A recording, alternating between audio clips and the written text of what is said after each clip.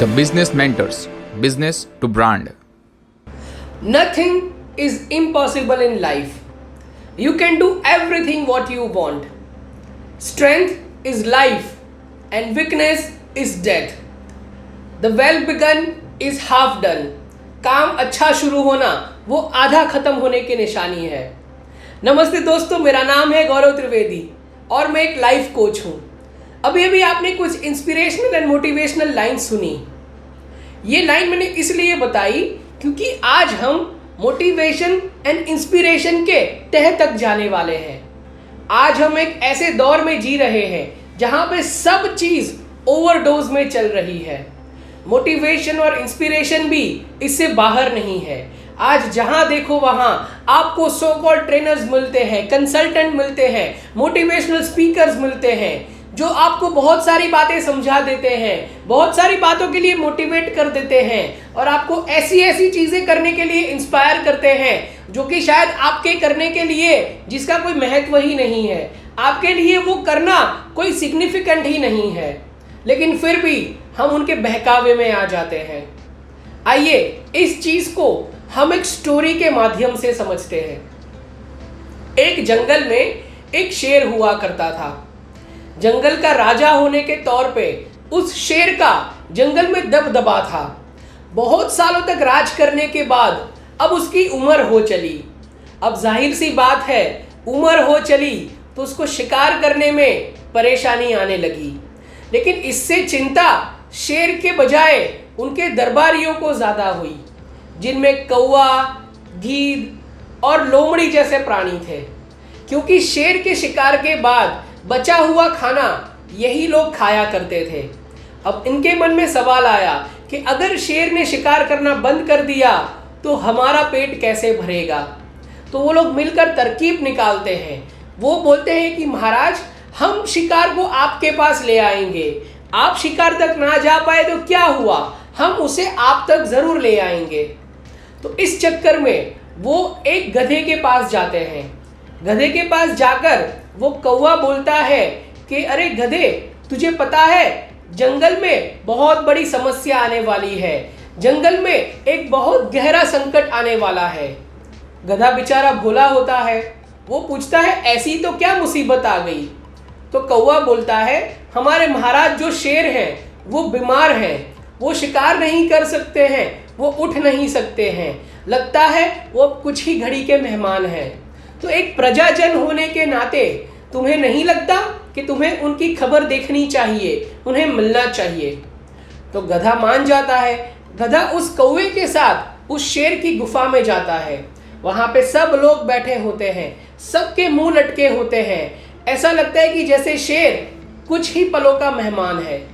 वहाँ पे कौवा बोलता है कि महाराज, आपका जीवन अनमोल है, मुझ कौवे की क्या हैसियत, आप मुझे खा जाओ लेकिन आप अपने आप को बचा लो। तो शेर बोलता है नहीं, रहने दो, 2-3 कौवे से मेरा पेट नहीं भरेगा, रहने दो। उसके बाद वो लोमड़ी बोलती है कि महाराज आप एक काम करो, आप हमें खा जाओ। तो शेर बोलता है नहीं, तुम तो मेरे प्रिय दरबारी हो, मैं तुम्हें नहीं खाना चाहता, रहने दो, छोड़ दो, मुझे अपने हाल पे छोड़ दो। अब ये देखकर गधा भी मोटिवेट हो जाता है और वो भी बोलता है कि महाराज आप एक काम करिए, आप मेरा शिकार कर लीजिए, आप मुझे खा जाइए। इतना सुनते ही शेर उसके ऊपर टूट पड़ता है और उसको खा जाता है। दूसरे दिन अब वही कौवा किसी तरह से घोड़े को लेकर आता है। अब यही सिलसिला अपने आप में वापस दोहराया जाता है। कौवा बोलता है महाराज मुझे खा लो, लोमड़ी बोलती है महाराज मुझे खा लो। लेकिन प्लान के मुताबिक शेर दोनों को बोलता है कि नहीं, मुझे नहीं खाना है। अब घोड़ा बोलता है महाराज आप मुझे खा लो। तो जैसे ही शेर उसको खाने की कोशिश करता है, घोड़ा चतुराई से वहां से भाग निकलता है और भागते भागते बोलता है कि दोस्तों, मैं गधा नहीं हूं जो आपके झांसे में आ जाऊं, मुझे तो बस यही देखना था कि आप लोग वाकई में बीमार हैं या आप ढोंग कर रहे हैं। और ये बोलकर घोड़ा वहां से भाग जाता है।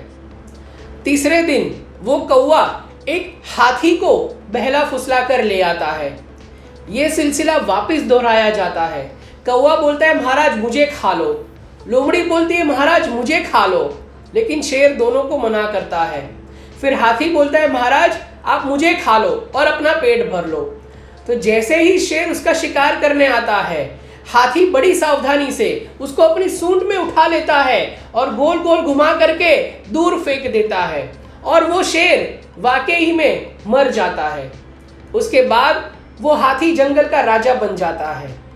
तो दोस्तों, हम सब के अंदर कहीं ना कहीं इन 3 प्राणियों की खूबी है।